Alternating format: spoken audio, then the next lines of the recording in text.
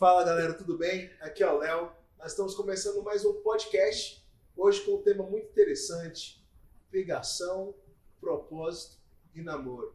Neste momento nós estamos aqui com os nossos queridos convidados ilustríssimos, Pastor Leandro e Johanny, um casal maravilhoso, muito querido aqui na nossa igreja, nossos líderes, e nós vamos ter um papo bem legal. Então, você que está nos acompanhando, fique conosco até o final do programa, tá bom? Siga nossas redes sociais, acompanhe a Juventude Memorial e sempre que puder, coloque com nós, que vai ser bênção demais. E aí, pessoal, como é que vocês estão? Fala, Léo. Tudo bem, Léo? Beleza? Tudo bom? Quem viu a gente começando agora, né? Chora vendo como é que foi antes. Não é? Exatamente. Mas Deus no comando sempre. E vamos lá, vamos começar. Eu queria saber um pouco de vocês, como é que começou tudo. Vocês estão casados há quantos anos? Nós estamos casados há 20 anos. 20 anos. 20 anos. Tempo de relacionamento.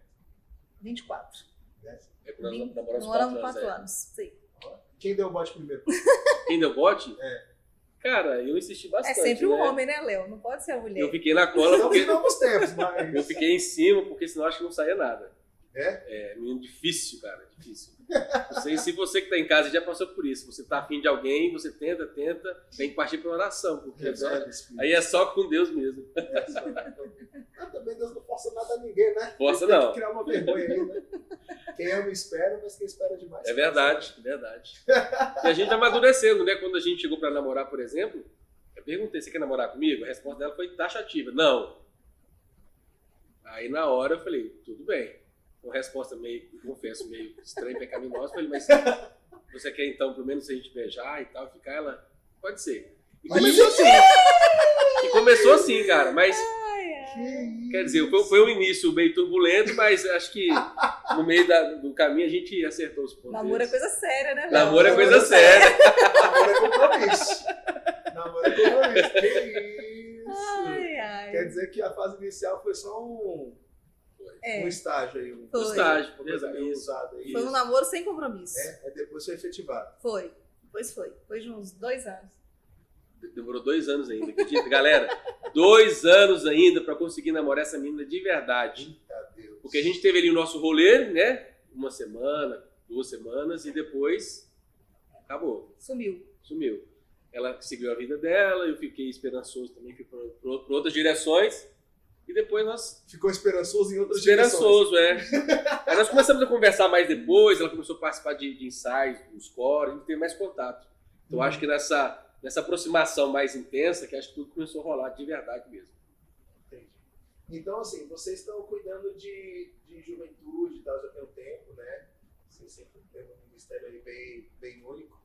Agora, olhando assim pro relacionamento de vocês, olhando os tempos hoje, assim, o jogo mudou ou o jogo é o mesmo, só muda as peças? O que vocês acham? Quer responder? Tem uma Pode falar. Não, eu acho que o jogo mudou, sim. Eu não posso falar que o jogo é o mesmo e só alterou as peças, porque a geração de hoje sofre muito mais, eu falo, porque no nosso tempo, quando eu chegava em casa, por exemplo, que a gente queria continuar conversando, eu tinha que ir para a sala, que tinha um telefone fixo, acho que ninguém sabe o que é isso, tinha um telefone fixo, era um telefone com fio preso na sala da nossa casa, então eu tinha que ligar para ela, então meu pai passava a ouvir, minha mãe passava a ouvir, o pai dela lá e a mãe dela, todo mundo sabia que estava sendo conversado. Hoje, a grande treta, o problema é que as pessoas estão com smartphone, então aí tem... No meu tempo não tinha. Como que eu mandar nudes no telefone, né? No telefone com fio? Não Não que ele existe. não quisesse, né? Como que ele mandar nudes? Não que a minha carne não desejasse, é verdade. Falou bem. Falou como se ele quisesse, Aí, né? não que a minha carne não desejasse. Rapaz, é isso aí. Só que isso é importante. Então isso ajudava a gente a cometer menos erros. A gente ia pecar mais, mas é verdade. Hoje em dia tá aqui, ó. Nossa, eu tô com vontade de mandar luz. Nossa, tá, e mando, cara. Mas a internet ela deu métodos pra pessoa também pecar do mesmo Claro. jeito, né? É. E, tipo assim, não só nisso, mas hoje em dia as pessoas não precisam necessariamente estarem juntas pra já estar namorando. Isso ou pra aí. estar num ato lividinoso, vamos Isso. dizer Casais assim, se conhecem. Eu atendi recentemente um casal que se conheceu na internet, tá namorando e daqui a pouco vai pro noivado. Então isso hoje é da nossa geração. Mas eles já se conhecem presencialmente. Já conheceram Agora já, é. Agora sim, antes não. Então, por exemplo, falando do nosso tempo, no meu tempo, o menino, por exemplo, se quisesse ter acesso à pornografia, era só revista. Revista mesmo, papel. Então tinha que ir numa banca. Cara, Se hoje, expor ao banqueiro, chegar assim na banca de escondendo, fazendo um ninja guide. É aquele mais 18 ali. Hoje não. O cara procura na internet, digita e é tudo acessível. Então hoje, eu falo que sim, o jogo mudou. Tem muita gente que defende, não, é tudo a mesma coisa, não. O jogo mudou, a geração acompanhou essa mudança, a geração está um pouquinho mais agressiva. Mas a arte da conquista continua. Na verdade, eu acho que perdeu um pouco. Eu acho que perdeu um pouco. A internet deixou isso se perder também. Porque antes, por exemplo, você ia sair, eu não sabia como que o Neander ia chegar lá para me buscar.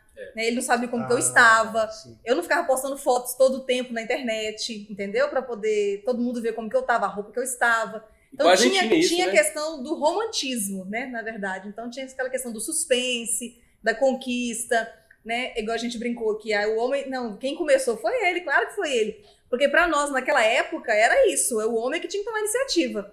Né? Se a mulher tomasse a iniciativa, nossa, que é isso? É um absurdo a mulher tomar iniciativa, é tirada. Então a gente poderia estar afim do cara, mas a gente não chegava. A maioria era assim, tinha exceções. Os tempos mudaram. Mas os tempos mudaram. Inclusive, gente, mudou. Vamos normalizar isso aí, hein? Meninas, podem dar em cima dos caras sim. Tá bom? Tem muita menina. Normalizem isso aí, por favor. Né? Mas assim, eu acho que o quesito do namoro, assim, de fato, ele teve uma evolução, mas o que eu acho engraçado é que para nós como cristãos, na verdade, os princípios eles têm que ser mantidos, né? O nosso princípio é a palavra, e a palavra de Deus ela é imutável.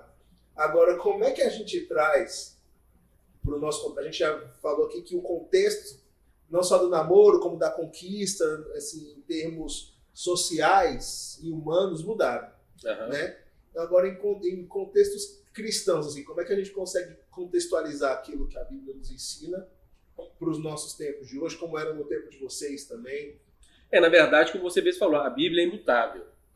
Então, por exemplo, com menos tecnologia que a gente tinha no nosso tempo, mas se a gente mantivesse, se a galera de hoje mantivesse a devoção e o temor à palavra como nos tempos passados, tudo permaneceria a mesma coisa. Então, eu digo que o acesso ao pecado era muito maior antigamente, mas a palavra de Deus, ela permanece a mesma. Então, por exemplo, o apóstolo Paulo, 1 Coríntios, capítulo 10, o verso 13, ele fala assim, fiel é Deus, né, que não permitirá que você seja tentado acima daquilo que você possa suportar. Antes, ele é fiel e dará o escape, dará a saída no tempo oportuno. Então, se cada jovem adolescente, mesmo hoje, com essa chuva de oportunidades, colocar o coração na palavra, poxa, eu estou sendo tentado agora, estou recebendo uma super proposta aqui, mas é uma proposta carnal, mas a palavra de Deus me diz que Deus não me dá nada acima que eu não posso suportar. Já ouviu um jovem falando assim, foi além das minhas forças? A famosa frase, a carne é fraca. A carne é fraca. Justamente, a carne é fraca, mas se nós temos o Espírito, a gente tem domínio sobre ela. As tentações continuam. Tem Continua tentação mesmo. do mesmo jeito. A gente teve nossas tentações, teve casais que tiveram, né, tentações na nossa época. Tinha casamentos, tinha meninas solteiras ficando grávidas e casando só por isso. Tinha muito. Só que eu falo assim, a oportunidade para pecar e para ficar mais promiscuidade, eu penso que era menor, né? Sim. Mas existia. Só que eu, assim, olhando para a geração de hoje, se tiver um compromisso, tiver um temor a Deus, se buscar isso, eu acho que é possível, né? Você vencer todas essas tentações e sair ileso de todas elas. Por exemplo, no Instagram, vira e mexe, chega pra mim mensagem no direct. Chega no direct lá, geralmente de outro país e tal, girls, não sei o que, hot girls, Eita Deus. não sei o que. E aí, tipo assim, querendo que eu aceite. Sim. Então, na minha carnalidade como homem, mesmo sendo pastor e casado, eu poderia cair. Sim. Porque a oferta chegou até mim. No passado não existia isso. Nunca receberia uma proposta dessa, porque não tinha meio de comunicação que favorecesse. Agora, hoje, por isso que a gente precisa estar bem centrado na palavra. Primeiro, amor a Deus, porque se eu amo a Deus de verdade, eu vou amar a Johanny. Sim. Amando a Deus, amando a Johanna, eu evito de cair em ciladas como essa. E rede social é um instrumento do capeta também, né? No que pode abençoar. É uma bênção, né? Mas também, se não souber usar... Eu não sei no caso do pastor, no seu também deve ser parecido, mas para outro lado, Diogo. Que tipo assim, a partir do momento que tem o algoritmo, né? Do Instagram.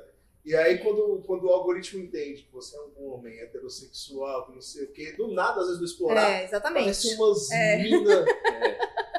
umas minas potencializadas. A inteligência. Então, tipo assim, aí a gente fica, Deus, como é que a gente desvia dessas pedras e dessas tentações? Queima Jesus esse celular? Não queima o celular, não, só queima essas imagens que o celular tá caro. Mas a gente fica assim, cara... a todo tempo a gente é de fato bombardeado por isso. E aí, à medida que você vai tendo, por exemplo, agora que eu tô começando um pouco aí mais na academia, agora também tá vindo também. Palmas, galera! Ô, Glória! Às vezes vem também, tipo assim, antes era só mina gata. Aí eu fui vendo algumas coisas de academia, de dieta, agora tá vindo mina gata malhando. Mas aí também vem melhorando, tá melhorando. Aí depois, tem que tomar cuidado, mina gata malhando no escuro, aí é perigoso. Aí, tipo assim, é uma coisa que nós como cristãos, a gente tem que ficar regrando um pouquinho também nisso, né? Não só também na questão de o que a gente acessa, o que o algoritmo oferece pra gente, mas também como a gente vai fugir mesmo, evitar qualquer tipo de interação. Hoje em dia, muitas vezes a gente busca muito like, muitas essas coisas, tipo assim, seguidor porque a gente é bonito, porque a gente entendeu? E aí a gente fica assim, cara, como a gente consegue nos regrar nisso, né?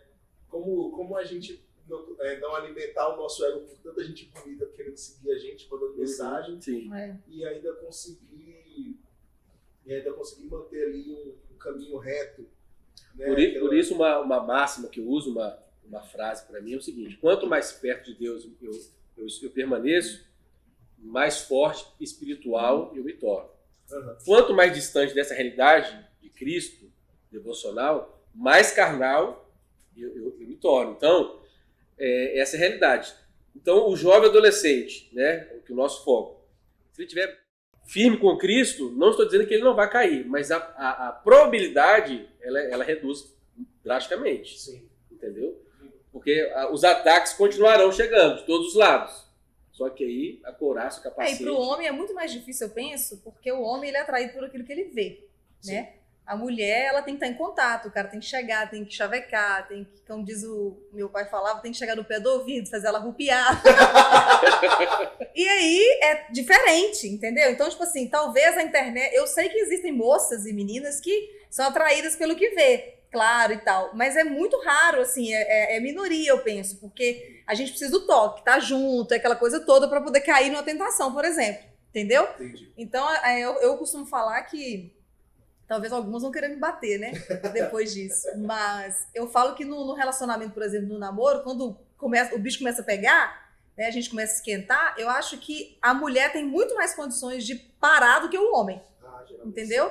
Porque a mulher, ela é mais racional nesse sentido. Tipo assim, o homem não. O homem, depois que os hormônios pulou pra fora, é só Jesus mesmo pra segurar. Porque eu vou falar pra você, não é fácil não. E a mulher, ela pensa mais. Ela pensa antes de começar, ela pensa no processo ali. Ela pensa em tudo. Eu sei porque a mulher, ela vai aquecendo aos poucos, né? A gente até brinca na linguagem dos livros antigos, o homem é como um fogão de lenha, né? Quem conhece, fogão a lenha. Pega fogo rápido. O homem ele vai devagar. Na verdade, a mulher é fogo a lenha. A mulher é fogo a lenha e o homem é fogo de palha. É um fogo que assim, rapidinho acende. Então, essas questões, micro-ondas, é complicado. Então, a internet pra mulher... 30 segundos já. 30 segundos já, mas talvez você não precisa nem ser cristão para você estabelecer alguns princípios para você, para sua vida e seu relacionamento. Então você sabe, quando um cara tá querendo aproveitar, a menina sabe, entendeu? Ela sabe que não vai passar daquilo ali. Então ela quer isso para a vida dela. Eu acho que isso independe da minha religião, isso independe de eu ser cristã ou não. Entendeu? Eu preciso ter maturidade, eu preciso saber o que eu quero pro meu futuro. Que eu posso me relacionar com uma pessoa que vai arrebentar com o meu futuro. Entendeu? Aí daqui a pouco eu começo a sofrer uma tentação, aí eu caio na tentação, aí eu vou engravidar. Olha só. E se eu não engravidar? Aí eu começo. É igual coçar, é só começar. Aí, Aí eu transo com um cara aqui, aí amanhã, pra mim, começou a ficar normal. já fica normal, Entendeu? verdade. E mesmo quando isso não fica normal, o coração da mulher ele fica ferido. Entendeu? Por essas questões. A gente acha que não. Às vezes a gente fala assim, não, essas meninas são tudo assim mesmo e tal. Mas não é. O coração delas fica pesado, fica pesaroso, fica ferido. Fica uma marca. Aí fica uma marca. Sempre, então, aí vem a frustração. Aí tem umas que não querem saber mais de relacionamento. Então, eu acho que a gente tem que pensar nisso tudo, independente se a gente é crente ou não. E o homem, ele tem que pensar a mesma coisa. Eu quero magoar uma pessoa, eu quero ferir os sentimentos. É um abuso, né? Eu tô abusando dessa pessoa. É um relacionamento tóxico. Porque eu não quero compromisso com ela. O rapaz, quando ele chega na menina, ele já sabe. Ou ele quer só aproveitar, ou ele realmente quer um relacionamento sério com ela. Então, a gente tem que ficar atento em relação a isso. Porque, independente de ser cristão ou não, a gente precisa observar essas coisas para a gente não cair. Porque se cair, depois para sair é difícil. A Bíblia usa um termo, uma expressão, defraudar, né? Então, quando eu estou defraudando alguém, eu estou alimentando um sentimento na pessoa que eu não posso saciar, que eu não posso cumprir. Então, quando o rapaz ele vai em direção ao menino para o relacionamento, ele sabe que na cabeça dele, no coração, ele só quer pegar, é o peguete, só quer pegar menino, como eu falo, brinco, né? Jogar na parede, chamar de lagartixa. E, na verdade, ele já sabe que está defraudando a menina. Isso é um pecado.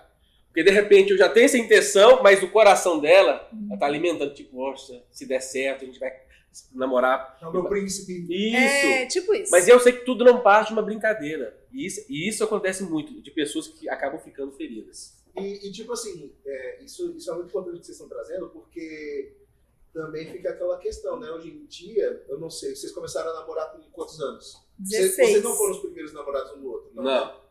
Não? Fomos, não? Deu B.O. aqui nesse negócio. A pergunta dele, se eu namorei com 13 anos. Tá certo. Namorico, sim. Tive namorico com 13 anos. Não, eu não namorei ninguém, não. Eu namorei com 16 anos. Sério, sim, só ele. Sério, foi ele. Entendi. De namoro, né? Namoro. E tipo assim, 13 anos? 13 anos. É mais ou menos a mesma idade que a galera tá namorando hoje em dia, né? Mas no passado eu acho que era mais estridente isso, imagina? Em 93. Antigamente também a galera casava mais cedo, né? Também. Enfim, de qualquer maneira, eu acho que era muito novo. Era a loucura dos nossos pais, né? Porque assim, isso que vocês falaram é muito importante sobre a medida que a galera vai se machucando com o passar do tempo, porque eu entendo que a galera tá amadurecendo muito rápido. Não, eu não diria tá amadurecendo, está sendo amadurecida. Tá pulando o processo. Está forçando. Está sendo Tá sendo forçado. Está sendo forçado. Porque a sociedade hoje está querendo colocar pesos na galera mais cedo. E com isso vem ainda essa questão de namoro. Começa namoro cedo, casa cedo. A pessoa pensa que já tem uma idade para atingir certas fases da vida, só que ainda não tem. Entendi. E aí, tipo assim, fica o questionamento aqui pra gente. Como isso afeta, como isso afeta no decorrer, e a pessoa tipo, começa mais cedo, logo ela já está mais tempo afetada. Às vezes a pessoa já está toda, tipo, toda marcada, toda ferida. Toda ferida já por 20 anos. Exatamente. Entendeu? Como é que a gente consegue, tipo, como igreja, tratar essa galera, assim, tipo... Porque muitas vezes as pessoas ficam traumatizadas, né? É complicado, às vezes, porque o que acontece? Igual no nosso caso, eu tinha 16 anos, meus pais liberaram e tal, o Leandro já teve um namorico antes, então os pais dele também era tranquilo. Mas não é saudável, eu falo, a gente namorou, e nós namoramos cedo, mas tinha 90% de chance de dar errado. Com certeza. Porque a gente não tinha maturidade para muita coisa de um relacionamento. Maturidade zero. Zero. A gente estava descobrindo novas amizades, era envolvidos na igreja. Então, muita coisa era tipo... É o que você falou, atropelando mesmo os processos, vocês entendeu? Vocês entendem que, tipo, vocês deixaram passar despercebido alguma coisa da juventude que vocês, como solteiros, poderiam ter aproveitado e não conseguiram? Passa. Assim, deixa. Até de amizades. De saídas boas com amizades, amigos, de outras coisas que às vezes deixa de fazer porque tá namorando, entendeu? Porque vai fazer com a namorada. Na casa dos pais da namorada. Até em relação à família. Coisas. Eu gostava muito de viajar com minha família. Sempre gostei até hoje. Mas quando eu comecei a namorar, quando nós começamos a namorar, a minha mãe falava assim, Leandro, nós vamos ficar uma semana na praia. É uma praia que eu gostava de ir. Você quer ir com a gente? Aí eu pensava no namoro. Não quero deixar de um ramo pra trás. Então, várias viagens, até com a minha família, eu deixei de desfrutar. Sério? Sim, porque eu quis ficar... Pra namorar. Nem rolava de viajar juntos também. Meu pai não deixava, Meu pai não não, deixava. amigo. Nós já tentamos, né? A gente já meu tentou. pai não deixava, não. Então, assim, a gente deixa mesmo de aproveitar algumas coisas, mas não é saudável. Eu não acho saudável, não aconselho ninguém a começar a namorar muito cedo, justamente por causa disso. A gente tinha muita confusãozinha boba, que perdia tempo brigando, porque não sabia resolver, aí era melhor brigar. Era muita insegurança, não sabia se era ele não sabia se era eu, a futura esposa dele. Você olhava pro lado, você olhava pra quem? Então, muitos ciúmes, muita bobeira, que a imaturidade não deixa a gente administrar. A gente não sabe lidar com isso, entendeu? Então, eu acho que não, a gente namorou cedo, deu certo, mas a probabilidade, a chance de ter dado errado era enorme. Era enorme. A gente ficou 1 ano terminados, né? Justamente por isso, porque a gente ainda não sabia se era isso, eu também não sabia, ficava aquela indecisão, e não é, então termina. 1 ano terminados. Depois a gente voltou e as coisas se resolveram. Mas é muita confusão. Eu acho que é um desgaste desnecessário para um adolescente. Bastante. Entendeu? Que já tem tantas outras coisas para resolver na vida. Não, para um adolescente eu entendo que é tipo assim, é uma coisa absurda. Assim. Igual você falou, como igreja, como que a gente... É complicado, porque nós como líderes, nós não podemos, tipo assim, ó, é proibido. Não é, a Bíblia não fala que é proibido. Não, e os pais também. Isso que eu ia falar. Entendeu? Existe um limite daquilo que eu acho que é saudável, daquilo que a gente acha que é saudável para um relacionamento para adolescente e jovem, e daquilo que os pais acham que é saudável e correto. Então, quando o pai... O primeiro pastoreio, na verdade, não é de vocês. É da família. É da família, é dos pais. Exatamente. Então, quando os pais, né, ou o pai ou a mãe, separadamente, vêm conversar pedindo opinião, pastor, está acontecendo isso e isso, devo liberar ou não devo? Estou com medo de a gente negar e ser pior, de eles estarem namorando escondidos. Se for pensar por esse lado, sim. Então, vamos padronizar. Entendeu? Mas se fosse olhar no nosso coração, ele falaria, não, vamos, segura aí, espera mais um pouco, entende? Mas tem todo um background por trás disso. Um contexto. De uma ansiedade, de repente, vai gerar no coração daquele adolescente. Então, de repente, vale a pena arriscar? Pode ser que sim, mas aí vai um recado, um conselho que acho que cada pai, cada mãe precisa, os pais precisam ficar atentos para saber esses sinais. Sim. Se está no sinal verde, amarelo, se está no sinal vermelho, para poder realmente fazer romper. E colocar limites no namoro, né? Porque um adolescente, ele não sabe namorar. Às vezes ele não sabe o limite, ele não sabe pegar, sabe beijar, mas não sabe às vezes se posicionar como namoro, né? Exatamente. Então, por exemplo, lá em casa tinha hora para chegar. Eu não tinha a chave da casa. Se eu andasse com a roupa mais curta, meu pai não deixava eu sair de casa. Ele falava, você vai namorar assim? Teve uma vez... Você tá querendo matar o cara, né? A gente tava na vigília, numa vigília, ela falou, pai, mãe, tudo na vigília. E a gente tava lá cantando e tal, daqui a pouco a mãe dela entra no salão da vigília e chama ela, depois ela me fala. Meu pai falou pra minha mãe, vamos ter certeza que eles estão nessa vigília, porque eu acho que eles estão enganando a gente. Eita. Porque a vigília era 10h30 da noite. Ficava em cima. Porque como é que vai saber os líderes? Vocês viram o Johannes? Vocês viram nela? Não sei, a gente tava morando de olho fechado. Eles podiam estar aí, ó. Então ele foi lá pra saber se tava então, assim, os pais têm que colocar limite, entendeu? Lá em casa, por exemplo, não podia entrar dentro do quarto. Nem pra nada. Eu lembro que o Leandro me deu um vestido no dia do meu aniversário. E eu fui experimentar na hora, aí todo mundo experimenta e tal, só que eu não queria sair lá fora com a galera toda lá com o vestido. Aí eu falei, chama o Leandro aqui, nossa, meu pai quase morreu. Você tá doida, no dia do meu aniversário, menino. Ó, você vai chamar ele do seu quarto? Eu falei, gente, eu vou ficar na porta, ele vai me ver aqui, ó, não vai entrar dentro do meu quarto. O pai dela marcava bem em cima. Rapaz, então, tipo assim, eram coisas, detalhes. Obrigado, seu Geraldo.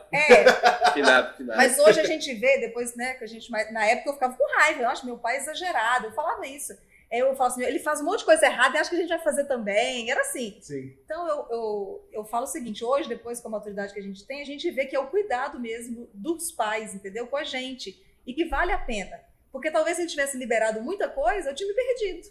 Entendeu? Se ele não tivesse falado, olha, as amizades tal, o namoro tal, a pessoa tal, se não tivesse esse cuidado, a gente se perde no meio do caminho. O não dos pais... ele evita muitas feridas no meio do caminho. E é de verdade isso. Então, como ela falou, muitas coisas que nós não fizemos, o que ela deixou de viajar, ou de baladas que ela deixou de ir porque o pai ou a mãe disse que não, preservou Johanne de muitas situações que poderiam ter gerado feridas profundas na alma dela. Então, eu acho que o não também é resposta, o não também é saúde, traz vida, viu? Então, diga não. Diga não. Cara, isso é massa, e a gente trouxe aqui agora uma questão sobre, tipo assim, como prevenir os adolescentes dessa ferida, né, e tal. Agora, por exemplo, e com o contexto dos jogos, né? Que eu vejo, eu já vi muitos jovens que já estão feridos, já estão com uns traumas, entendeu? Com os machucados de relacionamentos anteriores, já passaram por relacionamento abusivo e tal. E, tipo assim, aí pra essa galera, tipo, voltar a buscar um relacionamento, porque muita gente se blinda, né? Fala assim, não, Sim. vou morrer solteiro, entendeu? Celibato é uma coisa que a Bíblia fala, a gente sabe que é real, e isso é um ministério, é um propósito de Deus, mas muitas vezes a gente sabe que a pessoa vai nesse lado só porque ela também tá meio traumatizada, aí acaba pegando um monte de gente e não namora ninguém. É verdade. Então, tipo assim, como é que a gente agora, a gente já conversou com os adolescentes para prevenir isso, e agora como é que a gente consegue, tipo assim, estancar essa ferida? Como é que a gente consegue fazer uma pessoa ficar cicatrizada e conseguir seguir em frente, tipo, recomeçar um namoro, um relacionamento cristão, né? O grande problema que eu vejo é que quando a pessoa geralmente não está bem marcada, bem ferida de outros relacionamentos passados, ela acaba ficando realmente traumatizada. Em que sentido? Uma menina, e eu ouço muito falando, tipo, homem nenhum presta.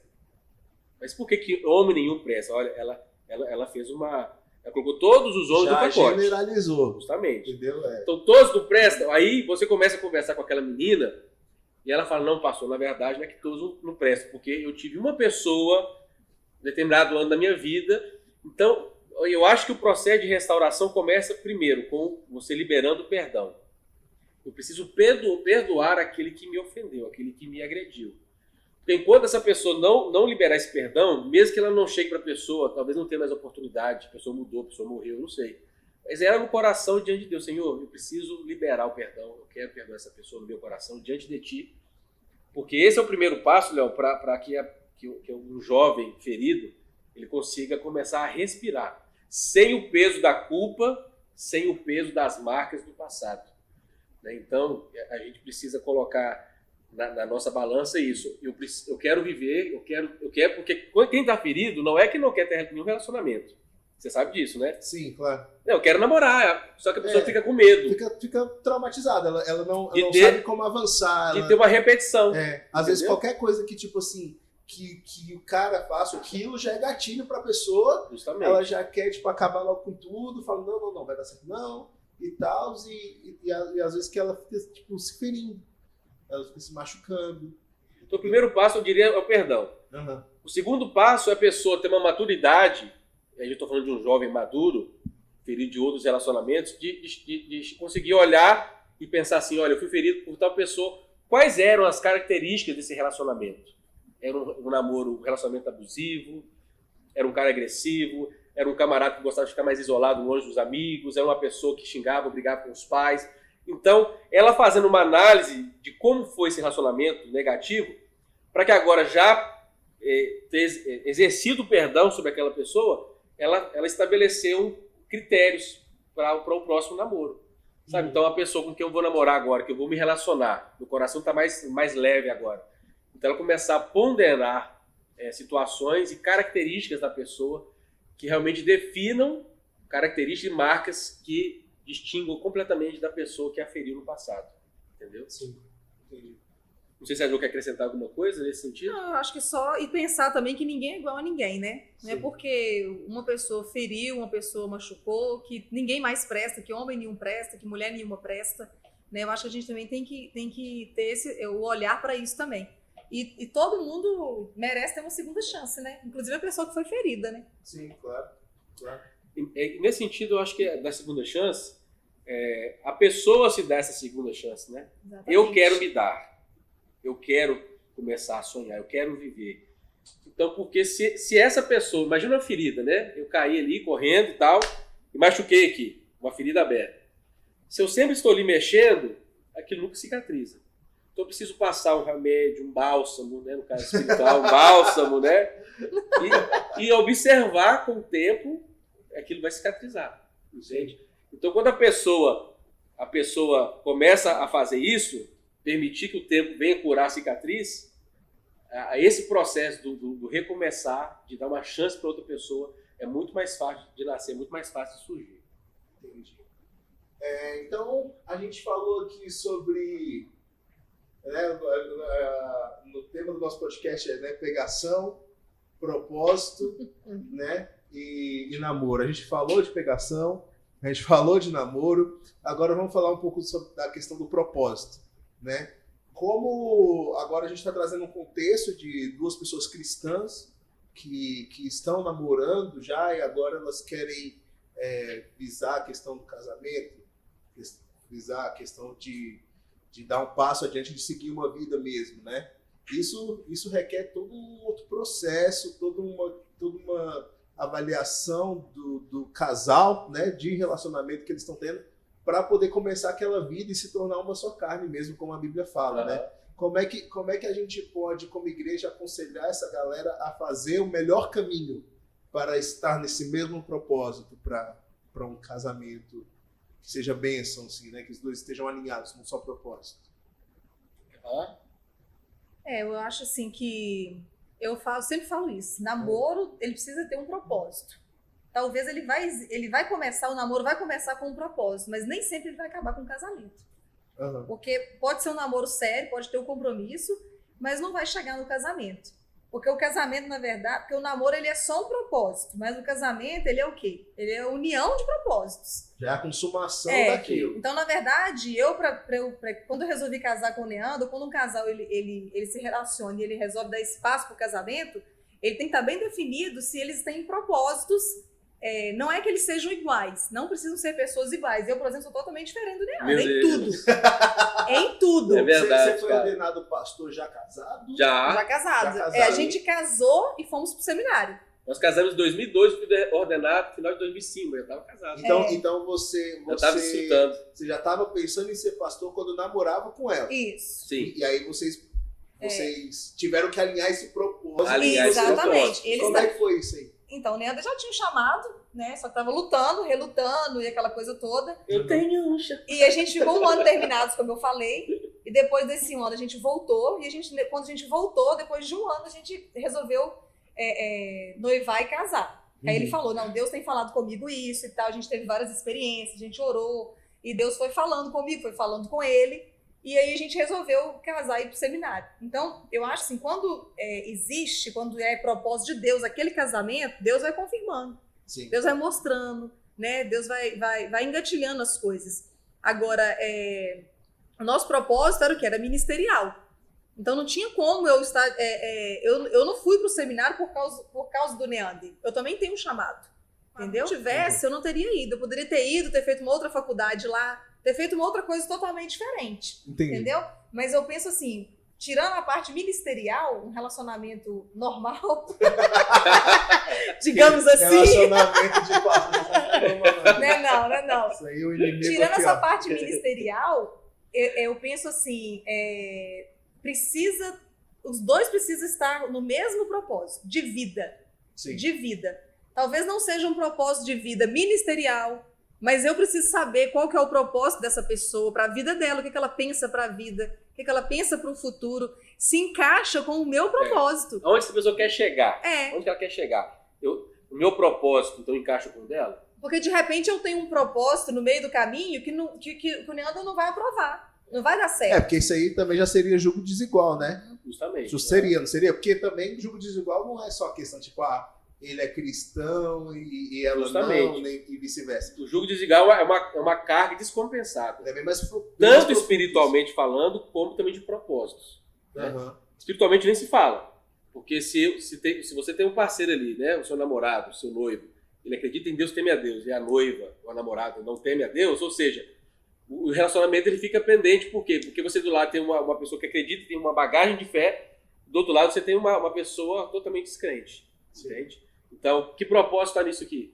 Isso principalmente, mas também a questão de propósito, mesmo os dois sendo cristãos e tudo, o propósito de vida também pode ser considerado julgo desigual também? Sim, eu acredito. Até mesmo porque nessa passagem o apóstolo Paulo ele não está falando especificamente para o relacionamento a dois. Quando o apóstolo Paulo está dizendo isso, ele está fazendo uma comparação entre trevas e luz. Aquilo que está ligado a Deus, ao reino espiritual de bênçãos, e aquilo que está ligado à maldição. Então, nesse encontro entre duas pessoas, que seja até de amizade, relacionamento de amizade, que proveito eu vou ter com essa pessoa? Vai trazer escuridão para mim vai trazer clareza à minha vida, à nossa amizade. Então, o julgo desigual é quando essa balança está descompensada. O melhor sempre é o equilíbrio. Entendi. E falando espiritualmente, a luz dissipa as trevas, né? Sim. A palavra de Deus traz essa clareza. E você percebe muitas coisas, Léo, no namoro. O namoro é o test drive mesmo, não adianta. Você não pode deixar passar despercebido algumas coisas. Eu lembro muito bem do nosso início de namoro, que eu frequentava a igreja, porque minha irmã frequentava lá e me levou e tal. Foi assim que nós nos conhecemos. Então, eu não tinha um compromisso com Deus e nem com a igreja que o Neander tinha. Entendeu? Entendi. Eu já era cristã, né? Eu vim meu pai depois desviou e tudo, mas eu vim do berço cristão. Né, fui apresentado na igreja cristã e tudo. Mas eu falo assim, com 16 anos, quando eu cheguei lá na igreja, eu lembro que os sábados dele era todos tocando em culto, não sei aonde, culto nisso, era culto de juba, era não sei o que. Eu falava, gente, esse menino não para, tudo é culto, não vai ter tempo para namorar. Famoso e eu rabo querendo... de igreja, né? E aí ele falava assim, eu falava assim, não, eu não vou. Porque eu falava não indo, eu achava que ele ia falar assim, então tá bom. Ele falava assim, então eu vou. Ele ia. Tu não vai? Eu vou, cara. Isso. Fica aí. Então, tipo assim, o Neander nunca deixou as coisas dele, o compromisso dele com a igreja, nem com Deus, por minha causa. Nunca. E no namoro eu fui percebendo isso, né? E eu sempre quis uma pessoa que fosse um crente de verdade. Eu nunca pedi um pastor. Deus deu mais, né? Deu um pastor. Glória! Infinitamente Vamos para o comercial, daqui a pouco nós voltamos. Então eu falo assim, por quê? Porque o meu pai, ele era cristão, mas ele era, de vez em quando ele desviava, ele não tinha compromisso. Ele tava nem lá e nem cá, não era o marido exemplar. Então eu ficava olhando aquilo e falava, eu não quero isso pra mim. Então tudo que eu achava que era ruim do meu pai, eu não queria pra mim, com o meu esposo. Sim. Então eu orava a Deus e pedia a Deus uma pessoa assim, fui observando, entendeu? Então assim, eu acho que no namoro a gente tem que observar essas coisas. Então o fato dele não deixar nada por minha causa, me fez pensar também, você acha que não? Nossa, e era de admirar o compromisso que ele tem com Deus, com a igreja. Então, eu posso dizer que ele me aproximou também de Deus, me aproximou também das coisas da igreja, entendeu? Me ajudou essa questão de ter essa visão de serviço, de reino. Então, eu acho que quando a pessoa te aproxima de Deus, ela é uma pessoa de Deus para você. Sim. Entendeu? Agora, se ela te afasta, então não é. Entendeu? Eu quero estar falando do início do namoro aqui. Se der tempo, eu quero cantar a musiquinha que eu fiz pra ela, né? Não vai dar tempo, não. Dá tempo aí, cara. Não vai dar tempo. Mas só vou pegar o gancho, me lembra aí. Só pegar o gancho, eu falo isso. O namoro, como que deve ser um namoro? Um relacionamento, um deve procurar promover o outro. Se não é promoção, ou seja, quando eu me aproximo da Johanna, quando alguém se aproxima de uma outra pessoa, eu preciso fazer com que aquela pessoa se torne uma pessoa melhor. Sim. Uma serva melhor, mais dedicada, uma profissional melhor, um cidadão melhor. Quando isso não acontece, o relacionamento está sendo um relacionamento prejudicial. Entende? Quando não há esse impulsionar para frente. Sim. Eu quero que você siga seus sonhos, seus projetos. Quando o namorado começa, abandona os seus sonhos, vamos curtir a nossa vida. Quando você percebe que o camarada não tem um propósito firmado, porque a pessoa acaba se distanciando do seu projeto de vida e também esse abrir mão do projeto de vida se torna prejudicial. É aquele que te empurra para Deus, né? Te empurra não só... que mostra que está com você ali. Isso. Né? É um parceiro, né? Deixa mais próximo disso. Que é o que a Bíblia fala, né? Exatamente. Pra gente a pessoa tem que aproximar a gente de Deus, né? Tem que ser uma pessoa que te ajude a deixar mais próximo de Deus. A gente precisa ter critérios também, né? Não, a gente acha que como cristão a gente tem que estabelecer alguns critérios. Eu vejo muito hoje em dia as meninas pensando muito na questão do desejo. Se o cara é bonito, se o cara é rico, se o cara não sei o quê. Vem um monte de qualidades na lista delas, mas a principal às vezes fica para trás. Entendeu? Se é um homem de Deus, se é um cara trabalhador. Assim, é aquele famoso assim, pastor, ele é tudo de bom, só falta ser crente. Então falta tudo. Né? Então falta tudo. Então, tipo assim, se ela tem esse princípio, se a pessoa precisa ser um cristão, precisa ter envolvimento com a igreja, então ela tá no caminho errado. Agora, se ela também não quiser nada, não quer compromisso nenhum, então tanto faz, tanto fez, então beleza, tá entendeu? Propósito. Eu lembro de uma jovem lá da igreja que ela namorou um rapaz e eles estavam noivos, eles iam casar. E ela falou assim, e o pai dela bebia muito. E ela falou assim, eu tenho um trauma disso na minha vida. Então, um requisito que eu coloquei pra mim é o seguinte, bebida eu não quero no meu relacionamento. E ele começou aos poucos, tipo assim, escondido dela, beber aqui, beber ali. E depois que ela ficou sabendo, ele já tava mais pra lá do que pra cá. O que ela fez? Ela falou comigo assim, Joe, eu posso sofrer o tanto que eu sofri, que eu amo demais essa pessoa. A gente tá perto de casar. Ela falou, mas eu não vou casar, vou terminar. Descobri que ele tá bebendo, eu não quero. Então a pessoa tem que ter critérios. O que é o critério dela? Número 1, não beber. Entendeu? Então eu acho assim, você tem que repensar, né, algumas coisas. Você tem que observar algumas coisas durante o namoro. Sim. Porque senão, depois que casa, dá ruim. Eu falo que namoro é bom, que a gente pode terminar. Não é não? E ninguém fala nada. Agora vai casar e vai separar. A musiquinha, vamos cantar a musiquinha? Eu tô curioso com essa musiquinha, canta aí. É nessa câmera aqui que eu vou cantar, olhando? Canta aqui. Pra você que tá em casa, a música que eu escrevi pra Johanne dentro da sala de aula. Viu? E fica como dica aí, hein? Que já prepara assim pra partitura, pra cantar pra. Diz namorado chegando. Namorado chegando. Andava tão só, estava à procura de alguém. E quando então surgiu você, Beck, você, estava tudo tão diferente, dois estranhos frente a frente, e os teus olhos se cruzavam com o meu. Foi quando eu percebi, Johanne, quem vai ver que você só nasceu pra mim, Beck, pra mim. E seria tão bom. Esse Beck nunca existiu. Johanne, acaba. Se eu pudesse ter você sempre ao meu lado. Isso aconteceu. Maravilhoso. Não é? Cara, que legal, hein? Que é isso, hein? Escola? Pensando. Não tinha nada pra fazer na escola. Sim, não tinha, não. Não tinha equação, não tinha nada. Isso foi antes de vocês namorarem, você precisou pra conquistar ela? Ou já tava namorando? Não, eu lembro quando nós saímos pra dar o primeiro beijo, eu já tinha falado pra ela, fiz uma canção pra você. Aí depois da música, ela só lançou. Agora uma coisa legal, eu acho que o tempo já deve estar avançado aí, mas aí já caminhando o seguinte, o jovem que começa a namorar, ou adolescente, precisa ser um relacionamento sério. E aí eu falo o seguinte, nada melhor, como no nosso caso, nós nos casamos virgens. Sim. Nós nos casamos virgens. Então, é tão mágico isso, sabe? Eu não vou falar que nós não tivemos tentações, tivemos várias tentações, mas a gente casou virgem. Agora, na lua de mel foi tudo de bom, gente. Podia ter fechado com chave de Por isso, olha só, não ultrapasse os limites, deixe para pegar o pudim no final, depois do casamento. O mel é melhor quando ele tá purinho, né? O nome é lua de mel, gente. Se o mel vai antes... Senão é lua de própolis. Só vai ter o privilégio de ouvir isso agora e curtir com a gente quem ficou até o final.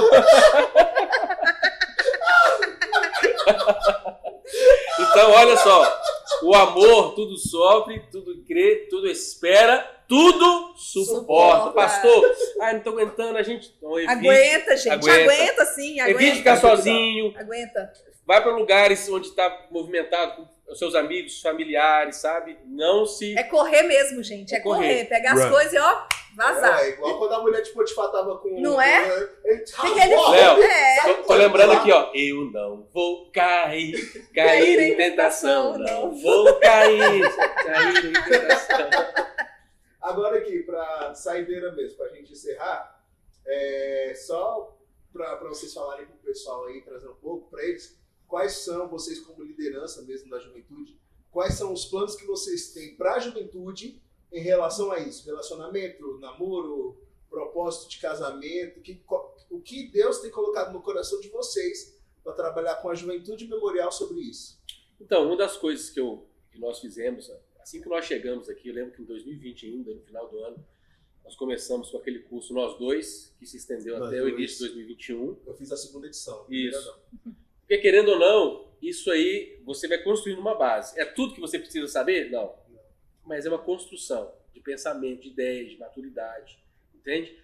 Então, o nosso coração é que a gente possa continuar dando uma trilha, caminhos.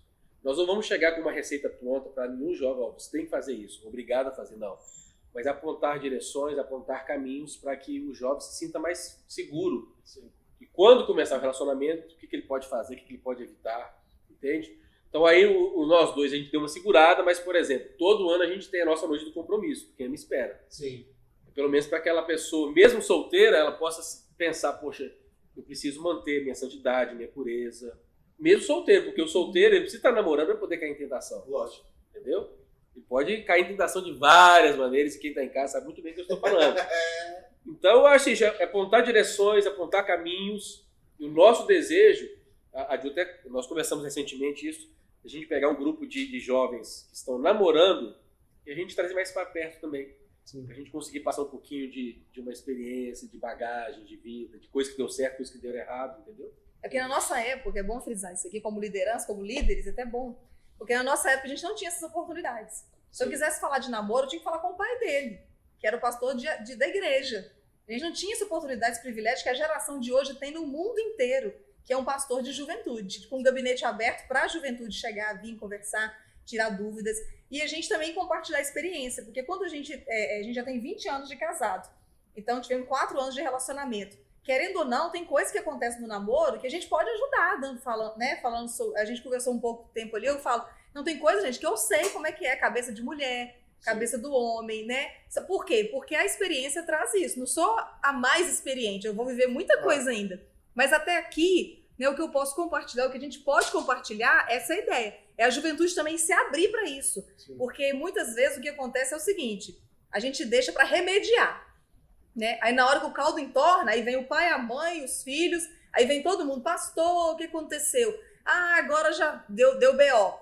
Mas a gente precisa, quando eu era adolescente, eu procurava esses encontros, eu queria estudar sobre isso, eu lia livros sobre namoro, eu queria estar no culto de jovens que o pastor ia falar sobre isso. Hoje em dia as pessoas acham esse tema banal, entendeu? Ninguém está falando mais sobre isso, sobre quem ama e espera, sobre santidade. Já babado, ultrapassado. Ultrapassado. Então nós, a juventude que tem uma liderança que pensa nisso para ela, tem que aproveitar. Isso vai para os jovens casados também, os bem jovens casados. Porque muitas vezes a gente perde oportunidades de aprender, aí lá na frente as coisas começam a desandar e as pessoas vêm atrás. Então não vamos só remediar, né? Vamos tentar prevenir, vamos tentar amadurecer juntos, ver como que a gente pode fazer para o relacionamento no geral melhorar, né? E ser também para a glória de Deus, que é o mais importante. E o legal que vocês falaram, que eu achei muito interessante, é que, tipo assim, vocês não estão trazendo uma receita de bolo. Não, né? não dá. Que é pra, até porque Deus trabalha com todo mundo. Sim, de uma forma diferente. E as pessoas são diferentes. Não só em indivíduos, como com um casal. Podem acontecer situações que, tipo, cara, nunca na história eu pensei que ia conhecer um casal que passou por isso, porque eu ia mesmo passar por isso. Então isso é muito legal. Acho muito massa. A gente no namoro brigava muito. Brigava 80% do tempo. Muitas pessoas falavam assim, não vai dar certo. Vai separar com 3 meses. E eu não sei o que aconteceu. A gente alfinetava muito. Era um relacionamento meio contrito. Eu acho que é por causa da imaturidade, é o que eu te falei. Sim. Mas é um salto no escuro que a gente dá quando casa. É um passo de fé, na verdade. Entendeu? A gente não sabe o que vai dar. Fé. Amor e fé. Então, a gente não sabe o que vai dar. Mas eu acho que juntos, tem coisa que é questão de boa vontade, é abrir mão, é ceder, é estar junto, é conversar, é buscar juntos, né? E as coisas vão se ajeitando. E casar é bom demais, gente. Pode casar. Podem casar, que é muito... A gente passa raiva demais, mas é bom. Hoje que nós falamos nada de BO, de raiva, porque isso é tema pronta. Isso aí é... pauta para uma outra conversa. Isso aí já pode ser um assunto para os casais. No próximo episódio. Exatamente, Se Deus quiser, dando tudo certo. Como ser tão diferentes. Dá certo, né? E dá certo. Cara, mas que legal. Foi bom ter esse papo com vocês. Muito bom. A gente agradece a oportunidade, foi incrível. E a galera que possa estar acompanhando aí esse podcast, que eles possam ter sido abençoados, aprender um pouco e trazer também para a vida deles. Qualquer conhecimento que a gente falou aqui de vários temas, várias formas. Isso aí. Que possa ter sido legal. E é o nosso desejo como Juventude Memorial, para você que está aí com a gente, tá bom? Vocês possam estar sendo abençoados e sempre que puder aí, cola com a gente. O pastor e aí a Giovanni estão à disposição para estar acompanhando e ajudando vocês em oração, tudo sempre baseado na palavra de Deus. Gente, muito obrigado. Estivemos aí encerrando mais um episódio desse podcast. Galera. Acompanhem as nossas redes sociais, Juventude Memorial, Igreja Memorial Batista. Esteja conosco, não só virtualmente, mas presencialmente, vai ser bênção demais. Galera, um abraço, Deus abençoe. Valeu! Valeu.